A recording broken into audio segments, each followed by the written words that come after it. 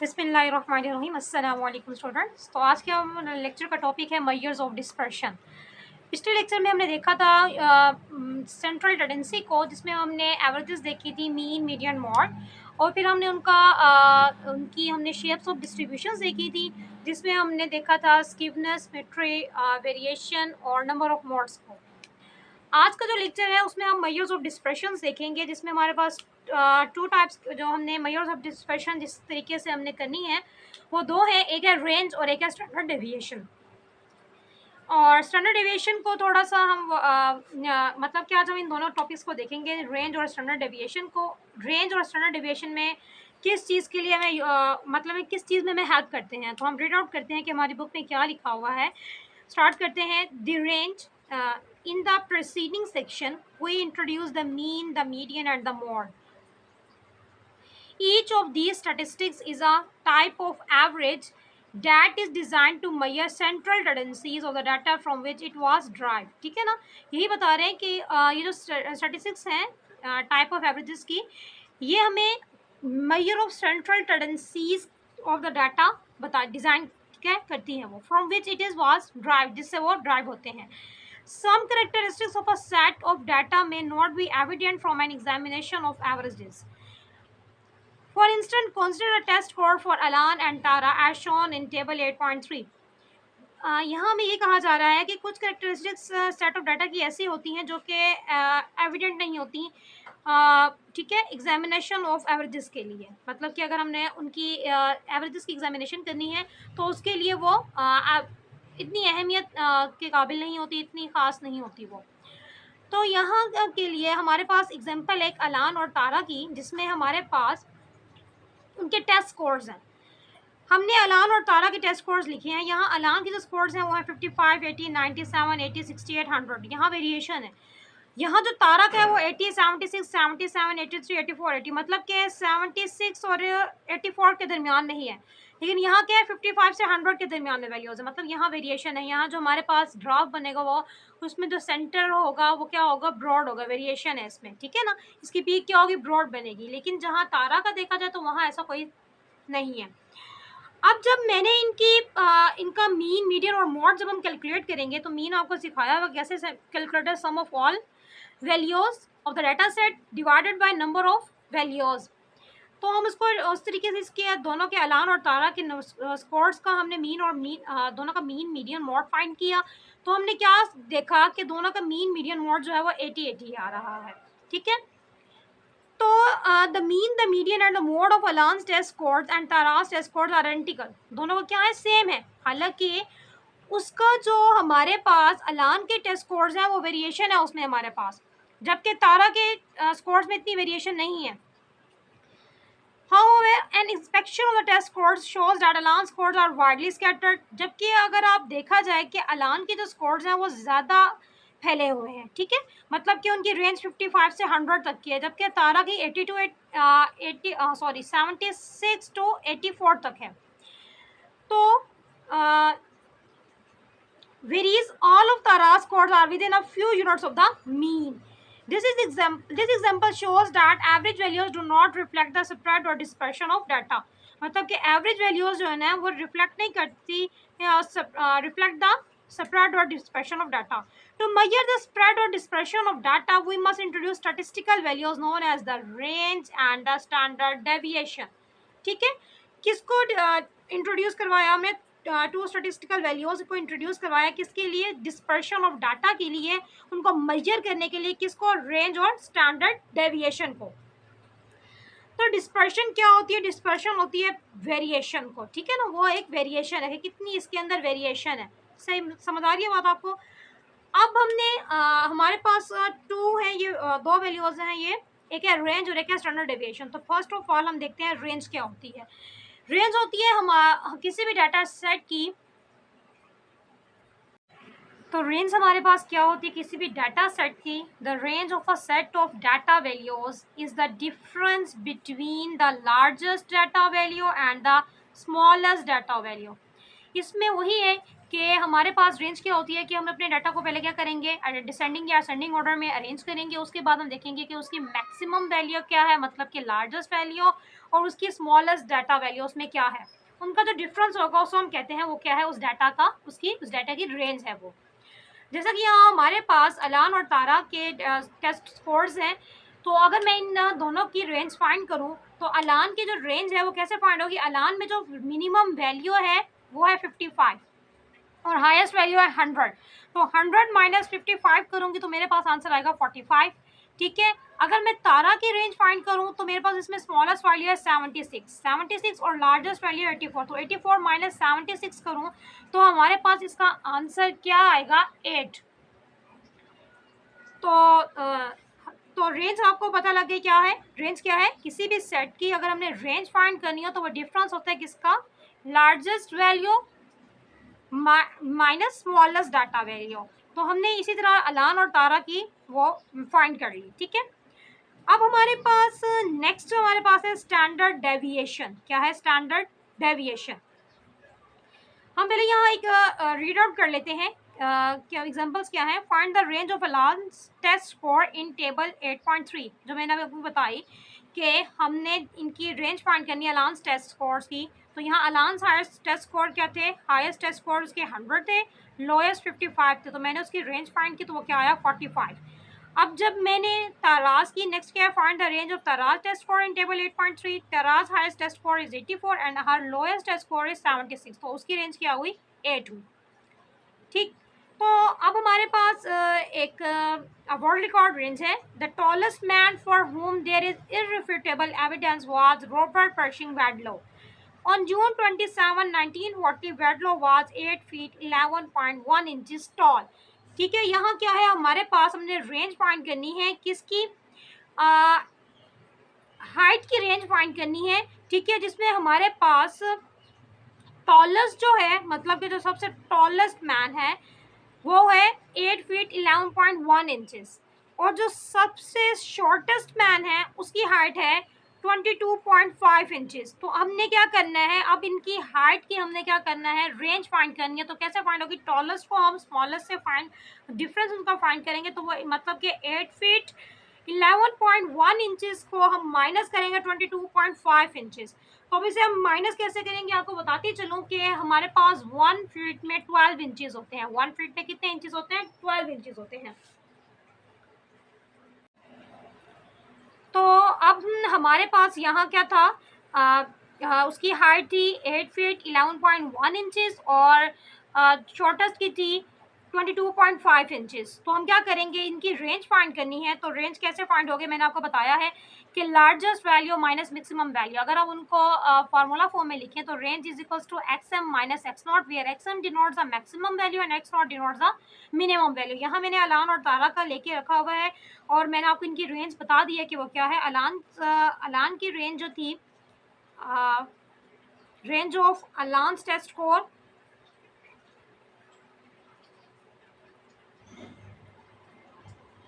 तो वो मैंने आपको बताई है 100 minus 55 which is equals to 45। इसी तरह रेंज ऑफ ताराज जो थी, ताराज टेस्ट स्कोर, तो वो हमारे पास थी 76। यहाँ मैंने क्या किया हुआ, डाटा को अरेंज करके लिखा हुआ ताकि हमें स्मॉलेस्ट और लार्जेस्ट वैल्यू को देखने में आसानी हो। तो मैंने यहाँ अरेंज करके लिखा हुआ, फिर मैंने उनका मीन मीडियन मोड फाइंड किया हुआ है। तो 76 84 माइनस 76, तो ये हमारे पास आ गया 8। ठीक है, अब हमने क्या करना है, हमने रेंज फाइंड करनी थी टॉलेस्ट मैन और किसके दरमियान की, स्मॉलेस्ट की। ठीक है, तो वो हमारे पास क्या हो गया, रेंज ऑफ हाइट जो है हमारे पास वो आ जाएगा 8 फीट 11.1 इंचेस माइनस 22.5 इंचेस। तो यहाँ जो है हमारे पास अब इसकी रेंज ऑफ हाइट, अब देखिए यहाँ जो है यूनिट चेंज है, ये फीट में और इंचेस में है और ये सिर्फ इंचेस में है। तो पहले हमें अपने फर्स्ट जो हाइट दी हुई है टॉलेस्ट मैन की, उसको पहले हम टोटली इंचेस में कन्वर्ट करेंगे। तो मैं आपको बता रही हूँ कि हमारे पास 1 फीट जो होते हैं उसके अंदर हमारे पास 12 इंचेस होते हैं, मतलब कि 1 feet is equals to 12 inches. ठीक है, तो पहले हम यूनिट को कन्वर्ट करेंगे यहाँ। तो हमारे पास ये 8 फीट 11.1 इंचेस जो है, पहले हम क्या करेंगे, इसको टोटली इंचेस में कन्वर्ट करेंगे। तो 8 फीट की जगह आ जाएगा 8 multiply by 12 inches plus 11.1 inches. तो हमारे पास ये आ जाएगा, जब हम 8 को 12 से मल्टीप्लाई करेंगे तो हमारे पास आंसर आएगा 96 प्लस 11.1 इंचेस। तो यहाँ यूनिट सेम हो गया, तो हम इन दोनों को अब ऐड कर सकते हैं। तो जब मैं इनको ऐड अप करूंगी तो मेरे पास आंसर आएगा 107.1 इंचेस। ठीक है, तो अब हमारे पास जो रेंज में होगा वो क्या आ जाएगा, रेंज जो हमारे पास आएगी वो आएगी 107.1 इंचेस माइनस 22.5 इंचेस। जब हम इनका डिफरेंस लेंगे तो हम ये रेंज फाइंड कर रहे हैं, टॉलेस्ट माइनस स्मॉलेस्ट हाइट। तो ये हमारे पास आ रहा है 10784.6 इंचेस। तो नेक्स्ट हमारे पास है standard deviation measures of dispersion में जो हमारे पास सेकंड स्टैटिस्टिकल वैल्यू है वो क्या है, स्टैंडर्ड डेविएशन। अब स्टैंडर्ड डेविएशन की क्यों जरूरत महसूस हुई, अगर आप गौर करें तो रेंज जो है ना वो हमारा पूरा डाटा कवर नहीं करता। जैसा कि इशू था मीडियन और मॉड में, ये सिर्फ हमारी स्मॉलेस्ट और लार्जेस्ट वैल्यू को लेता है, मिडल की जो वैल्यूज होती हैं डाटा सेट की उनको इग्नोर करता है। तो इस लिहाज से ये जो रेंज हमारे पास है ये ज़्यादा काबिल कबूल नहीं है। तो हम रीड आउट करते हैं, the range of a set of data is easy to compute. ये आसान तो है इसको कंप्यूट करना रेंज को, लेकिन but it can be deceiving. The range is a measure that depends only on the two most extreme values and set it is very sensitive. ये जो होगा इस तरह का में जो हमारे पास range of measure of dispersion जो फाइंड होगा बहुत सेंसिटिव होगा, क्योंकि इसमें सिर्फ हमारे पास एक्सट्रीम वैल्यूज को स्टडी किया जा रहा है, बाकी की मिडिल वैल्यूज को इग्नोर किया जा रहा है, जिसकी वजह से हमारे डाटा पर बहुत असर पड़ेगा। जो हम इससे नतीजा लेंगे वो इतना मतलब कि काबिल कबूल नहीं होगा। तो for instance the table at the left shows the, ये जो टेबल हमें दिया गया ये शो कर रहा है time, show the times for 2 sprinters in 6 track meets. 2 sprinters के टाइम्स को शो कर रहा है 6 ट्रैक मीट में। तो हमारे पास स्प्रिंटर 1 और स्प्रिंटर 2 की टाइम्स दिए हुए हैं, सेकंड्स में टाइम बताया गया है ये कि स्प्रिंटर 1 की रेस में इतना टाइम सेकंड्स थे, उसके रेस 2 में उसके इतने सेकंड से, रेस 3 में इतने, रेस 4 में 5, 6 में, इस तरह। तो अब हम रीड आउट करते हैं। अब अगर आप वैल्यूज को गौर करें स्प्रिंटर 1 में तो वो है 23.8, 24.0, 24.1, 24.4, 23.9, 24.5। तो इसमें हमारे पास जो स्मॉलेस्ट वैल्यू है वो है 23.8 और लार्जेस्ट वाले हमारे पास बन रही है 24.5। ठीक है, तो मतलब इसमें इतनी वेरिएशन नहीं है। अगर हम देखें स्प्रिंटर 2 में तो है 24.1, 24.2, 24.1, 24.2, 24.1 एंड 25.8। यहाँ की आ रहा है 24.1 और 24.2। ये जो वैल्यूज है ये इतनी इसमें वेरिएशन नहीं है, लेकिन एकदम से यहाँ एक एक्सट्रीम वैल्यू आ रही है 25.8। तो ये जो 25.8 है ये थोड़ा इशू करेगी। तो हम अगर देखते हैं इसमें, यहाँ अगर हम इसका रेंज फाइंड करें स्प्रिंटर 2 का रेंज फाइंड करें तो इसमें स्मॉलेस्ट वैल्यू है 24.1 और इसमें जो हमारे पास लार्जेस्ट वैल्यू है वो है 25.8। ठीक है, तो अगर मैं इस सिचुएशन में इसकी रेंज फाइंड करूं तो उसमें मेरे पास रेंज आएगी 1.7, रेंज की आ गई 1.7। ठीक है, लेकिन अगर कोई कहे कि 25.8 इज एन आउटलायर, अगर वो इसको आउटलायर मानते हुए इस वैल्यू को इग्नोर करते हैं तो उसके बाद जब वो इसकी रेंज फाइंड करेंगे 24.1, 24.2, तो आप गौर करें तो इनका डिफरेंस आएगा 0.1। तो इसका मतलब यहाँ तो हमारे पास रेंज डिफरेंट आ रही है। तो कोई कह सकता है कि यहाँ तो रेंज कोई कहेगा कि 0.1 है, कोई कहेगा कि जैसे कि मैंने आपको बताया कोई 1.7। तो यहाँ एक फर्क आ रहा है। तो हम यहाँ रीड आउट करते हैं, the range of times for the first printer is 0.7। इसमें जो स्मॉलेस्ट वैल्यू है वो हमारे पास है 23.8 और जो लार्जेस्ट है 24.5 है। तो जब मैंने इनकी रेंज फाइंड की तो आंसर आया मेरे पास 0.7। ठीक, अगर मैं इसकी रेंज देखूँ तो 0.7 है और इसकी रेंज देखो तो 1.7 है। तो अगर इस लिहाज से इनमें देखा जाए कि इनमें कौन सा ज़्यादा कंसिस्टेंट है, तो जिसकी रेंज कम होगी वो ज़्यादा कंसिस्टेंट होगा।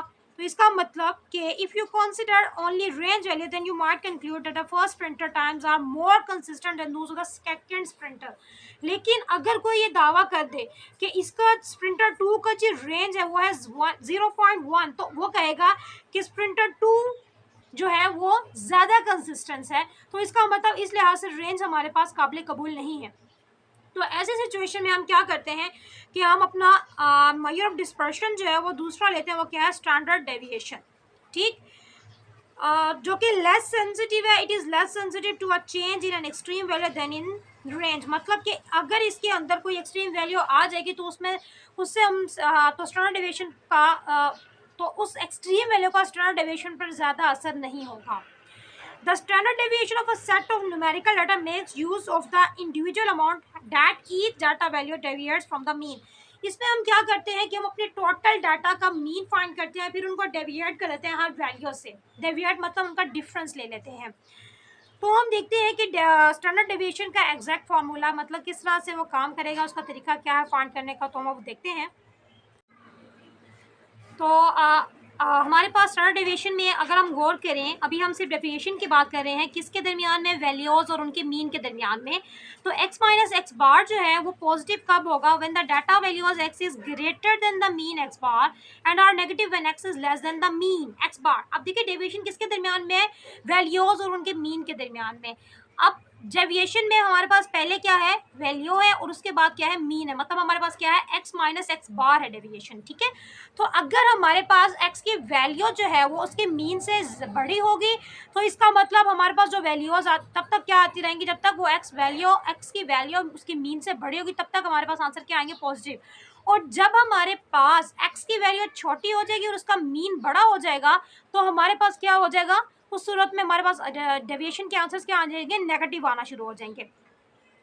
तो इस सिचुएशन में कुछ नेगेटिव वैल्यूज होती हैं, कुछ पॉजिटिव वैल्यूज होते हैं। तो हमारे पास जो सम ऑफ डेविएशन होता है वो एग्जैक्टली जीरो आता है, वो हर हाल में क्या होता है, जीरो होता है। The sum of all the deviations x minus x bar is zero for all sets of data. For instance consider the sample data 2, 6, 11, 12, 14।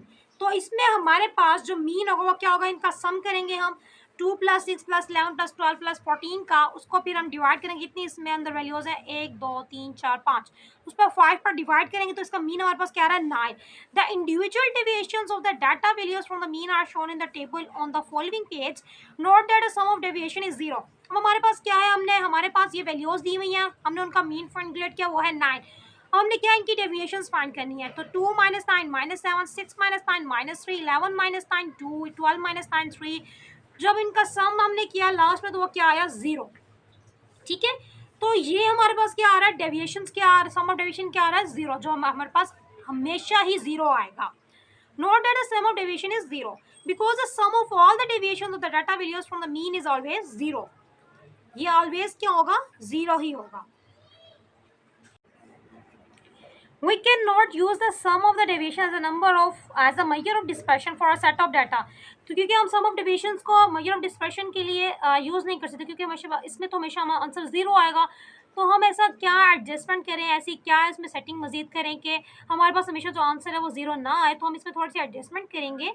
What is needed is a procedure that can be applied to the deviation so that the sum of the number that are derived by adjusting the derivation is not always 0। तो हम क्या करेंगे इसमें, the procedure that we will use squares each of the deviation. हमें क्या करेंगे, हर deviation को क्या करेंगे, उसका स्क्वायर करेंगे to make each of them non negative, उनको नॉन नेगेटिव करने के लिए। The sum of the squares of the deviation is then divided by a constant. उसके बाद हम क्या करेंगे, उनको उनके स्क्वायर्स ऑफ डेविएशंस को के सम को हम एक नंबर पर डिवाइड करेंगे जो कि कांस्टेंट नंबर होगा, that depends on the number of data values, जो कि हमारे पास जो नंबर ऑफ डाटा वैल्यूज होगा उन पर डिपेंड कर रहा होगा। We then compute the square root of this result. Last में हम क्या करेंगे, उस रिजल्ट का स्क्वायर रूट कंप्यूट करेंगे। The following definition shows that the formula for calculating the standard deviation of a population differ slightly from the formula used to calculate the standard deviation of a sample. क्योंकि इसमें जो mean वही यहाँ क्या कह रहे हैं कि हमारे पास जो पॉपुलेशन के लिए अगर हम स्टैंडर्ड डेविएशन करें, या कि कोई थोड़ा सा डाटा लेके मतलब कि सैंपल लेकर उसका स्टैंडर्ड डेविएशन फाइंड करें, तो वो थोड़ा डिफर करेगा वो इस तरह, क्योंकि उन दोनों के मीन में फ़र्क होगा, उनके मीन में फ़र्क होगा, और उनको जिस तादाद पर हम मतलब के नंबर ऑफ डाटा वैल्यूज़ पर डिवाइड करेंगे वो भी डिफर करेंगे। तो उनमें थोड़ी सी चेंजिंग्स हैं। हम वो देखते हैं कि वो चेंजिंग्स क्या हैं, उनके फार्मूलाज क्या हैं। वो कह रहे हैं अगर हमारे पास डाटा हो x1 x2 x3 and up to so on xn, population data है ये हमारे पास, n नंबर्स हैं ये हमारे पास, इसका जो मीन होगा, पॉपुलेशन को जो मीन होता है उससे हम डिनोट करते हैं म्यू से, ठीक है। और उसका स्टैंडर्ड डेविएशन को हम डिनोट करते हैं किससे, सिग्मा से। ये साइन को हम क्या बोलते हैं, सिग्मा। और इसका फॉर्मूला क्या बनेगा, square root of summation of x minus mu का स्क्वायर, इस साइन को हम बोलते हैं म्यू, x माइनस म्यू, जहाँ की म्यू हमारे पास क्या है, मीन ऑफ द पॉपुलेशन है। तो हमारे पास वही बात आ गई, हमने क्या करना है, डेविएशन का सम का स्क्वायर लेना है, तो हमने डेविएशन का स्क्वायर लिया, उसके बाद हमने उसके ऊपर समेशन अप्लाई की और डिवाइड कर दिया किस पर, नंबर ऑफ डाटा वैल्यूज जो कि n है। यहाँ हमारे पास n क्या शो कर रहा है, n शो कर रहा है नंबर ऑफ पॉपुलेशन को, टोटल नंबर ऑफ पॉपुलेशन को। नेक्स्ट अगर हमारे पास सैंपल हो तो उसका स्टैंडर्ड डेविएशन में क्या डिफर है कि हमारे पास डाटा है x1 x2 to so on xn is a sample of n numbers with a mean x bar. इसका जो सैंपल का मीन है इसको हम डिनोट करते हैं x बार से। देन उसका स्टैंडर्ड डेविएशन हमारे पास क्या होगा, इसको हम स्मॉल s से डिनोट करते हैं, स्मॉल s से डिनोट करते हैं, और इसमें होता है summation of x minus x बार, जहाँ x बार क्या है, mean of the sample data. हमने क्या करना है, डेविएशन करना, डेविएशन का स्क्वायर लेना है, हर डेविएशन का स्क्वायर लेना है, फिर उसके बाद उनका सम कर उनको n-1 पर डिवाइड करना है। तो डिफरेंस क्या हुआ, वहाँ हमने n पर डिवाइड किया था और यहाँ हम n-1 से डिवाइड कर रहे हैं। तो ये डिफरेंस आपने जहन में रखना है। अगर हमारे पास पॉपुलेशन डाटा होगा तो हमने क्या करना है, और अगर हमारे पास सैंपल डाटा हो तो हमारे पास स्टैंडर्ड डेविएशन कैसे डिफर करेगा। Most statistical application involve a sample, कि ज़्यादातर स्टैटिस्टिकल एप्लीकेशंस में जो होते हैं हम पूरे पॉपुलेशन को नहीं लेते, हम उनका सैंपल लेते हैं और उसके मुताबिक हम अपने डाटा का जो रिजल्ट होता है वो फाइंड आउट कर लेते हैं। Sample rather than a population, which is the complete set of data values. Sample standard deviations are designed by the lower case letter s. इसको हम क्या करते हैं, lower case letter s से हम इसको denote करते हैं. In those cases in which we do work with the population, we designate the standard deviation of the population by sigma. इस साइन को हम क्या कहते हैं, sigma कहते हैं. Which is a lower case Greek letter. ये कौन सा letter है, Greek letter, इसको हम क्या कहते हैं, sigma. To calculate a standard deviation of n numbers, it is helpful to use the following procedure. तो हमारे पास प्रोसीजर क्या है, अब हम वो देखते हैं। सबसे पहले हमने डिटरमिन कर लेना है उसका मीन, अगर वो या तो वो पॉपुलेशन है या वो सैंपल डाटा है या पॉपुलेशन डाटा, जो भी है सबसे पहले उनका मीन कैलकुलेट कर लेना है। मीन कैलकुलेट करने के बाद हमने क्या करना है, हर वैल्यू का डेविएशन लेना है मीन के साथ। कैलकुलेट डेविएशन मतलब कि difference between the number and the mean of the numbers. Then हमारे पास थर्ड स्टेप ये है कि हमने क्या करना है, उन सबका स्क्वायर फाइंड करना है उनको नॉन नेगेटिव बनाने के लिए। Calculate the square of each of the deviation and find the sum of these square deviations. Last में हमने क्या करना है कि उनका सम फाइंड कर लेना है। सम फाइंड करने के बाद अगर डाटा जो है वो पॉपुलेशन है तो हम उसको डिवाइड कर लेंगे n से, लेकिन अगर डाटा हमारे पास सैंपल है उसको डिवाइड कर लेंगे n-1 से। लास्ट में हम क्या करेंगे कि हम उस पूरी वैल्यू का स्क्वायर रूट फाइंड कर लेंगे, ये हमारा लास्ट स्टेप होगा। हमारे पास एग्जाम्पल 2 है, अब हम इस एग्जाम्पल 2 को सॉल्व करते हैं और आपको दिखाते हैं कि इसका हमारे पास जो एग्जांपल 2 है इसमें जो डाटा गिवन है वो सैंपल का गिवन है। तो हम इस एग्जांपल को सॉल्व करते हैं और देखते हैं कि ये कैसे होगी। अब हम एग्जांपल लेते हैं, एग्जांपल नंबर 2, इसमें देखते हैं कि हमने किसका स्टैंडर्ड डेविएशन फाइंड किया है। हमारे पास डाटा पॉपुलेशन क्या है या सैंपल का है, तो उस लिहाज से हम देखेंगे अगर हमने स्टैंडर्ड डेविएशन कैसे फाइंड करना है। तो हम रीड आउट करते हैं अपनी एग्जांपल को। Find the standard deviation, the following numbers were obtained by sampling a population.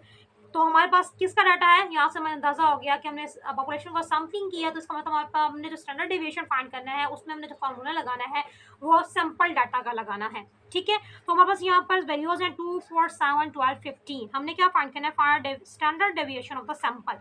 तो मैंने आपको बता दिया था कि इसका जो प्रोसीजर है, सबसे पहले हमने क्या करना है, हमने मीन फाइंड करना है, उसके बाद हमने क्या करना है, हमने उनका डेविएशन फाइंड करना है हर वैल्यू से। देन हमने क्या करना है, इनकी स्केयरिंग करनी है, स्केयरिंग करने के बाद हमने इनका सम फाइंड करना है, सम फाइंड करने के बाद हमने इनको n-1 पे डिवाइड करेंगे क्योंकि ये सैंपल डाटा है। उसके बाद हमने एज द लास्ट हमने इनका स्क्वायर रूट लेना है और वो हमारे पास क्या आ जाएगा, स्टैंडर्ड डेविएशन आ जाएगा।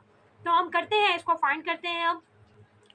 तो हमारे पास यहाँ डाटा है 2, 4, 7, 12, 15। सबसे पहले हमने क्या किया, सब फ्रॉम हमारा क्या है वो है हमने इनका मीन फाइंड करना है। तो सबसे पहले तो हम इनका मीन फाइंड कर लेते हैं। तो ये क्या है, सैम्पल डाटा है, तो इसके मीन को मैंने आपको बताया था कि हम डिनोट करते हैं एक्स बार से। तो यहाँ जो हमारे पास मीन आएगा वो क्या आएगा, इनको हम सम करते हैं, ठीक है। 4 प्लस 7 प्लस 12 प्लस 15, ये टोटल वैल्यूज हमारे पास है 1, 2, 3, 4, 5। इनको हम डिवाइड करेंगे 5 पर, तो इनका जो सम है वो हमारे पास आएगा 40 को हम डिवाइड करेंगे 5 पर, तो ये आ जाएगा हमारे पास मीन 8 आ गया। हमारा मीन क्या आ गया, 8 आ गया। तो हम क्या करेंगे, अब इनको हम इनका डेविएशन फाइंड कर लेते हैं। तो वो आ जाएगा 2 minus 8, 4 minus 8, 7 minus 8, 12 minus 8, 15 minus 8। तो हम क्या करते हैं, इनका डिफरेंस डेविएशन फाइंड कर रहे हैं, तो ये आ जाएगा -6, -4, -1, माइनस नहीं +4 एंड 15 माइनस 8, ये हमारे पास आंसर आ जाएगा 7, ठीक है। तो ये हमारे पास क्या आ गई, डेविएशंस आ गई। अब डेविएशंस आ गई हैं, अब हमने क्या करना है, इन डेविएशंस का स्क्वायर करना है। तो हम अपने नेक्स्ट पेज पर इसको करते हैं।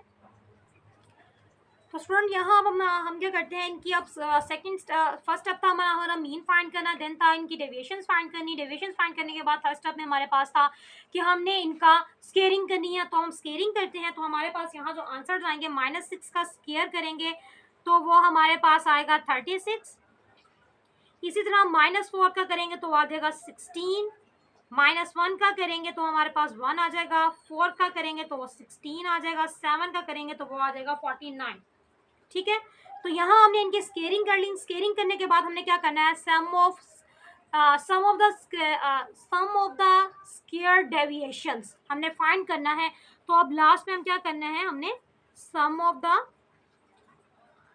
स्केयर डेविएशन हमने फाइंड करना है। तो इनको सम करते हैं, तो हम इसको सम करेंगे तो स्टूडेंट हमारे पास आंसर आएगा 118, ठीक है। तो हमने ये फाइंड कर लिया, तो हमारे पास क्या आ गया, 118 आ गया। ये हमारे पास यह क्या आ गया, the sum of the square deviations. तो स्टूडेंट हमने यहाँ क्या किया, sum of square deviations find कर लिया, ठीक है। उसके बाद हमने क्या करना है, अब हमने क्या करना है, ये सैम्पल डाटा का है। तो सैम्पल डाटा के लिए जो हमारे पास फार्मूला था वो क्या था कि हमने इसको n-1 पर डिवाइड करना है। तो n-1 हमारे पास टोटल वैल्यू उसकी 5, तो 5 - 1 ये हो जाएगा 4। तो 118 को जब हम 4 पर डिवाइड करेंगे तो हमारे पास जो आंसर आएगा वो आंसर आएगा हमारे पास 29.5, ठीक है, 29.5। लास्ट में हमारे पास जो टोटल फार्मूला था वो ये था कि हमने इस पूरे का स्क्वायर रूट लेना है।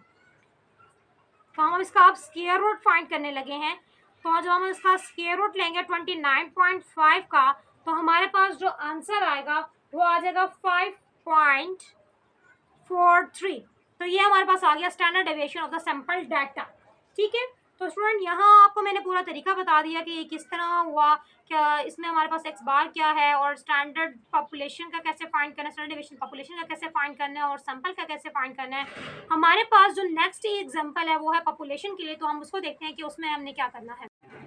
तो हमारे पास एग्जांपल नंबर 2 में क्या है, वहाँ हमारे पास जो डाटा गिवन है वो पॉपुलेशन का डाटा गिवन है। तो हम रीड आउट करते हैं, student has the following Q scores 5, 8, 16, 17, 18, 20, find the standard deviation of this population of Q scores round to the nearest 100। तो वही तरीका स्टूडेंट जो मैंने आपको बताया था, जो थोड़ी देर पहले हमने किया है। इसमें क्या करना है, हमने सबसे पहले हमने मीन फाइंड करना है। मीन फाइंड करने के बाद हमने डेविएशन फाइंड करनी है। डेविएशन फाइंड करने के बाद हमने क्या करना है, हमने उनका स्क्वायर फाइंड करना है। स्क्वायर फाइंड करने के बाद हमने स्क्वायर डेविएशंस का सम फाइंड करना है। सम फाइंड करने के बाद, क्योंकि ये पॉपुलेशन डाटा है तो इसमें हम स्मॉल एन से डिवाइड करेंगे टोटल पॉपुलेशन जो है। तो हमारे पास वही काम देखें, यहाँ हमने सबसे पहले मीन फाइंड किया हुआ है। मीन फाइंड करने के बाद हमने इनका डेविएशन फाइंड किया। डेविएशन के फाइंड करने के बाद स्क्वायर फाइंड किया हुआ है। स्क्वायर फाइंड के बाद उनका सम फाइंड किया हुआ है। सम फाइंड करने के बाद एन पे डिवाइड और लास्ट में उनका स्क्वायर रूट लिया हुआ है। तो आप इसको ट्राई कीजिएगा, इजीली आप लोगों से ये हो जाएगी। नेक्स्ट जो हमारे पास एग्जांपल है उसमें हमारे पास 3 कंपनीज का डाटा दिया हुआ है। उसमें हमने ये करना है कि हमने चेक करना है कि किस कंपनी के स्टैंडर्ड डेविएशन सबसे कम है। तो हम रीड आउट करते हैं अपनी स्टेटमेंट को। Use standard deviations, a consumer group has tested a sample of 8 size D batteries from each of 3 companies. उन्होंने 8 साइज की डी बैटरीज ली हैं 3 कंपनियों से। उनके रिजल्ट जो है ना, रिजल्ट ऑफ टेस्ट जो है उन्होंने शो किए हैं टेबल में। According to these test which company produces batteries for which the values representing hours of constant use have the smallest standard deviation. हमने ये बताना है कि इनका सबसे कम स्टैंडर्ड डेविएशन किसका है। तो हमारे पास हम क्या करेंगे, बारी बारी हर कंपनी का अलग से स्टैंडर्ड डेविएशन फाइंड करेंगे। तो स्टूडेंट यहाँ हम अलग से हर कंपनी का स्टैंडर्ड डेविएशन फाइंड करेंगे। फर्स्ट कंपनी के स्टैंडर्ड डेविएशन को S1 नाम देते हैं, सेकंड को S2 एंड थर्ड वन को S3। अब गौर करें तो एक का आया 1.328, एक का आया 0.719 और एक का आया 0.877 और। तो सबसे कम जो है ना वो किसका है, सेकंड कंपनी का है, dependable have a standard batteries from dependable. ठीक है, तो इसमें जो इसका स्टैंडर्ड डेविएशन सबसे कम इसका आया था, batteries from dependable have the smallest standard deviation according to these result the dependable company produces the most consistent. जैसे मैंने आपको पहले बताया कि जिसकी सबसे कम रेंज होगी वही सबसे ज़्यादा कंसिस्टेंट होगा, और जिसकी सबसे ज़्यादा स्टैंडर्ड डेविएशन जिसकी कम होगी तो वही सबसे ज़्यादा कंसिस्टेंसी वाला होगा डाटा। तो इसका मतलब डिपेंडेबल जो कंपनी है इसके जो बैटरीज टाइमिंग है ये सबसे ज़्यादा कंसिस्टेंसी है बाकी दो कंपनीज के बनिस्बत। ठीक है, हमारे पास जो नेक्स्ट एग्जांपल है उसमें भी हमने यही कुछ करना है, हमने स्टैंडर्ड डेविएशंस फाइंड करने हैं और उसके बाद हमने बताना है कि सबसे कम किसका है और कौन ज़्यादा कंसिस्टेंट है। तो इस तरह आप इस एग्जांपल को भी कीजिएगा। आज की वीडियो में एक तो चीज़ और करनी है वो ये है कि वेरिएंस क्या होता है। तो हम देखते हैं कि वेरिएंस का क्या है, उसको कैसे फाइंड करते हैं। तो स्टूडेंट हमारे पास वेरिएंस क्या होता है, ये होता है square of the standard deviation. तो हम इसको रीड आउट करते हैं। The variance is defined as the mean of the squares of deviations of all the observation from their mean. वही मीन हो गया ना कि हम क्या करते हैं, स्क्वायर डेविएशंस को के सम को हम टोटल नंबर पर डिवाइड करते हैं, तो एक किस्म का ये हमारे पास मीन बन जाता है। ठीक है, क्योंकि हम सम को डिवाइड कर रहे होते हैं टोटल नंबर पर। ठीक है, तो a statistic known as the variance is also used as a measure of dispersion. The variance of a given set of data is the square of the standard deviation of the data, जो कि अभी मैंने आपको बात बताई है। The following chart shows the mathematical notations are used to denote the standard deviation and variances. तो sigma को हम डिनोट करते हैं कि सिग्मा जो है वो किसको डिनोट करता है, standard deviation of the population को। सिग्मा के वेरिएंस ऑफ अ पॉपुलेशन को स्मॉल एस डिनोट करते हैं standard deviation of a sample को, और स्मॉल एस के डिनोट करता है वेरिएंस ऑफ अ सैंपल को।